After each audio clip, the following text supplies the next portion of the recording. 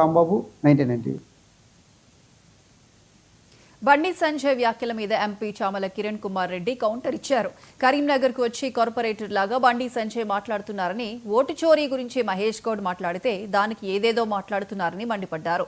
Rahul Gandhi vote చోరీ మీద clear గా పవర్ పాయింట్ ప్రెజెంటేషన్ ఇచ్చారని చెప్పారు.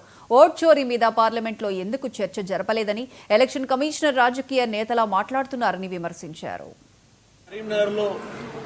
ఈ రోజు మాట్లాడుతూ మా పిసిసి అధ్యక్షులు మహేష్ కుమార్ గౌడ్ గారు ఓట్ చోరీ గురించి మాట్లాడటాన్ని మీరు తప్పుపడుతూ, అసలు ఓట్ చోరీ జరగలేదు, జరిగుంటే 17 పార్లమెంట్లో మేమే గెలిచేటోళ్ళమని చెప్పడం జరిగింది.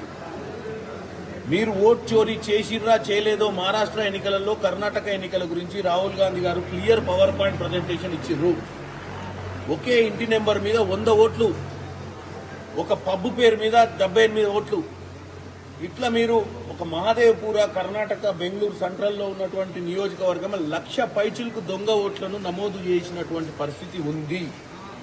ఇది చర్చ చేయడానికి పార్లమెంట్లో ఈరోజు బీహార్ ఎన్నికలు జరగబోయే ముందే మీరు స్పెషల్ ఇంటెన్సివ్ రివిజన్ అని ఎలక్షన్ కమిషన్ చేస్తుంటే, స్పెషల్ ఇంటెన్సివ్ రివిజన్ ద్వారా 65 లక్షల ఓట్లు డిలీట్ చేయడం జరిగింది.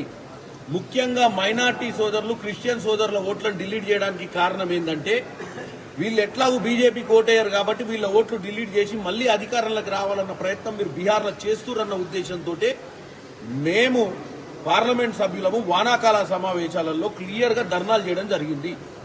మకర్ ద్వార్ ముందు మేము ధర్నా చేస్తున్నాం, మీరు కూడా పార్లమెంట్లో